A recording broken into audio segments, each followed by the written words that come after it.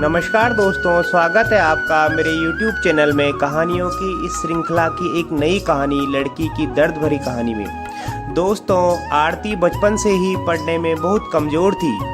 उसका शरीर का सारा रंग सांवला था, चेहरे पर डिज़ाइन कुछ खास नहीं था। औरों की अपेक्षा भगवान ने उसके दांतों की भी बनावट अच्छी नहीं बनाई थी। आरती का चेहरा अच्छा न होने के कारण स्कूल में बच्चे अक्सर उसे चिढ़ाते रहते थे। कोई आरती का फ्रेंड बनने के लिए तैयार नहीं था। जब आरती अपने गांव की गलियों से गुजरती थी तो बगल में खड़े लोग भी अपना मुंह फेर लेते थे। आरती को इस बात से बहुत ज़्यादा पीड़ा होती थी। वह यह नहीं समझ पा रही थी क्योंकि वह बहुत छोटी बच्ची थी। आखिर बात क्या है? हमारे चेहरे को देखकर लोग अपना मुंह क्यों छुपा लेते हैं? आरती जब स्कूल से घर वापस आती थी तब अपनी माँ से एक यही सवाल करती थी कि माँ, जब हम अपने स्कूल से घर आते हैं तो लोग हमें ऐसा क्यों देखते हैं और स्कूल में भी हमसे कोई बात क्यों नहीं करता है? हमारा कोई फ्रेंड भी नहीं बन रहा है, अतः हमसे कोई बातचीत भी नहीं करता है। इतनी बात सुनकर आरती की माँ की आंख में आंसू आ गए। वह फपक फपक कर रोने लगी, लेकिन अपनी बिटिया को यह नहीं समझा पा रही थी कि तुमसे लोग इतनी घृणा क्यों करते हैं। माँ आरती से बहुत प्यार करती थी। गली मोहल्ले में आरती को मनहूस जब लोग बोला करते थे तब आरती की माँ कड़ी शब्दों में जवाब दे देती थी। आरती की माँ अपने कलेजे के टुकड़े को हर वक्त अपने साथ में रखती थी और जो भी उसे बोलता था उसके बदले में जवाब देती थी। आरती ने धीरे धीरे अपनी पूरी उम्र जीने की एक आदत बना ली और जो लोग बोल रहे थे उसके पीछे कुछ और सुनने के लिए तैयार नहीं रहती थी। बस अपने काम से मतलब रखती थी, पढ़ाई करती थी और वापस घर लौट जाती थी। धीरे धीरे आरती बड़ी होते चली गई। अब उसकी उम्र शादी करने लायक हो गई थी। अब उसके पापा लड़का खोजने के लिए एक गांव से दूसरे गांव में जाने लगे, लेकिन जो भी लड़के वाले आरती को देखने के लिए आते थे वह बिना पसंद किए ही लौट जाते थे। ऐसे बहुत बार हुआ। अब बहुत दिक्कत होने लगी थी। आरती के लिए लड़का ढूंढने में आरती के पापा भी थक चुके थे। लड़का खोजते खोजते ऐसा कोई गांव नहीं था जिस गांव में आरती के पिता लड़का खोजने के लिए नहीं गए थे। अब आरती के पापा ने भी गुस्से में आकर आरती को मनहूस बोलना चालू कर दिया, लेकिन माँ तो एक ऐसी थी जो सभी लोगों को समझाती थी और आरती के बारे में भला बुरा कहने वालों को हमेशा सबक सिखाती थी। भगवान ने भी आरती के साथ बहुत ही क्रूरता से मजाक की थी कि शरीर के बनावट ऐसी बना दी जिसे देखकर कोई भी लड़के वाला पसंद ही नहीं करता था। आरती भी इस बात को लेकर चिंता कर रही थी कि पापा हमारे लिए इतना दूर दूर तक जाते हैं लड़का देखने के लिए, लेकिन हमें कोई भी लड़का पसंद नहीं करता है। आरती अपने घर के कामों में ज़्यादा व्यस्त रहती थी। वह खाना बनाने में बहुत ज़्यादा समय देती थी। आरती को खाना बनाने में बहुत ज़्यादा मज़ा आता था। आरती ने बहुत सी खाना बनाने की रेसिपी के बारे में जानकारी हासिल कर ली थी। इसके लिए उन्होंने किताबें, रेडियो, टीवी चैनल पर वीडियो देख ली थी। इसलिए आरती के द्वारा बनाया गया खाना बहुत स्वादिष्ट और टेस्टी होता था। आरती की तारीफ उसके चेहरे से कोई नहीं करता था, लेकिन उसका खाना बनाने का जो तरीका था, उसके खाने में जो स्वाद था, उसकी हर कोई तारीफ करता था। खाना बनाने में आरती के जितने भी आजू बाजू औरतें थी, उन सभी लोगों में आरती बहुत ज़्यादा फेमस हो गई थी। जिस औरत को लगता था कि आज नया खाना बनाना है, तो वह आरती के पास में आकर जानकारी लेती थी। बहुत सारी महिलाएं यह भी सोचती थी कि आरती के द्वारा बनाए गए खाने को हम सीख लें, लेकिन यह उन सभी के बस की बात नहीं थी। आरती के हाथ में ऐसा टाइमिंग जादू था जो आरती के इस कला को कोई सीख नहीं पाया। आरती का जीवन और उसका लाइफ चक्र उतार चढ़ाव में करता रहता था। माता पिता और रिश्तेदार बहुत कोशिश कर रहे थे कि आरती की कहीं न कहीं शादी हो जाए। बहुत कोशिश के बाद माँ पापा ने एक लड़के वाले को मना लिया था। वे सब आरती को देखने के लिए घर पर आने वाले थे। आरती को इस बात की खबर लग जाती है कि हमारी शादी होने वाली है। आरती दुखी हो जाती है और गुस्सा करने लगती है, और आरती रोती हुई कहने लगती है कि आप सब इतने सारे लड़के वालों को देखने के लिए बुलाते हो, लेकिन कोई हमें पसंद नहीं करता है, और जो भी आता है हमारी मजाक बनाकर चला जाता है। आप सबकी बदनामी होती है। गांव समाज के लोग बोलते हैं कि लड़के वाले देखने आए थे और आरती को पसंद नहीं किया। गांव वाले भी कहते हैं कि पता नहीं उसके मम्मी पापा कैसी लड़की को जन्म दिए हैं, जिस मनहूस की कहीं शादी भी नहीं हो रही है।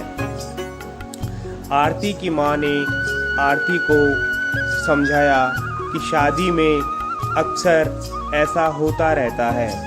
हर कोई किसी को पसंद नहीं होता है। जिसे तुम पसंद आ जाओगी वो तुमसे ज़रूर शादी कर लेगा। तुम अपना ख्याल रखो, तुम अपने आप पर ध्यान दो। कौन तुम्हें पसंद करेगा या नहीं करेगा, यह तुम उनके ऊपर छोड़ दो। अगले दिन लड़के वाले आरती को देखने वाले थे, लेकिन आरती उसी दिन सुबह में ही सज संवर कर कहीं निकल गई थी। लड़के वाले घर पर आते हैं, लेकिन मम्मी पापा को नहीं पता था कि आरती कहाँ गई है। जब लड़की देखने की बारी आती है तो आरती घर में नहीं थी। लड़के वाले इस पर गुस्सा हो जाते हैं और आरती के मम्मी पापा को बहुत खरी खोटी सुनाते हैं। वैसे भी पापा आरती पर बहुत ज़्यादा गुस्सा करते थे, लेकिन उस दिन की हरकत से आरती के पापा के ऊपर खून सवार हो गया था। आरती ने अपने पापा को गुस्से में पागल कर दिया था। उस दिन आरती के पापा ने उसकी मम्मी पर सारा गुस्सा उतार दिया। आरती के पापा ने उसकी मम्मी को बहुत भला बुरा कहा। यह सब तुम्हारे सिर पर चढ़ाने का नतीजा है। तुम्हारी ही वजह से आज आरती ऐसी हरकत कर रही है। अब शाम का वक्त होने वाला था। आरती घर को लौट चुकी थी। आरती के चेहरे पर बहुत ज़्यादा खुशी थी और उसके हाथ में एक चेक था। आरती कोई एक सर्टिफिकेट लेकर आई थी। आरती ने अपनी उपलब्धि के बारे में अपनी मम्मी से कुछ बोलने वाली ही थी कि इसी बीच आरती की मम्मी ने उसको खरी खोटी सुनाना शुरू कर दिया। उसकी मम्मी ने आरती को इतनी खरी खोटी सुनाई कि आरती सपने में भी यह नहीं सोच पाती कि मम्मी आज हमें इतना भला बुरा बोलेगी। इससे पहले आरती की मम्मी ने आरती के लिए कभी भी इस तरह के शब्दों का उच्चारण नहीं किया था।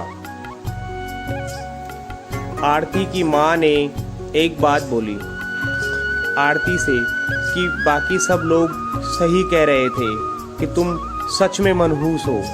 आज तुम्हारी वजह से हर कोई परेशान है। अच्छा तो होता कि तुम पैदा होते ही मर जाती। आज यह दिन हमें देखने को नहीं पड़ता। गांव घर में मैं सिर नहीं उठा पा रही हूँ। आरती इस वाक्य को सुनकर अवाक थी।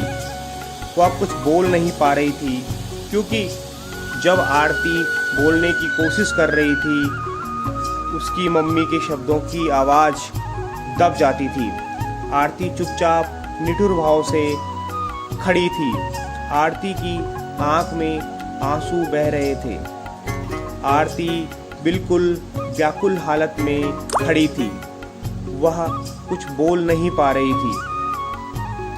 आरती अपनी माँ से एक ही सवाल कर रही थी, माँ क्या मैं इतनी बदनसीब हूँ कि मुझे आप मारना चाहती थी? क्या मैं मर जाऊँ? मैं इतनी बुरी हूँ? आप मुझे मारना चाहती थी? मैंने ऐसी क्या गलती कर दी है?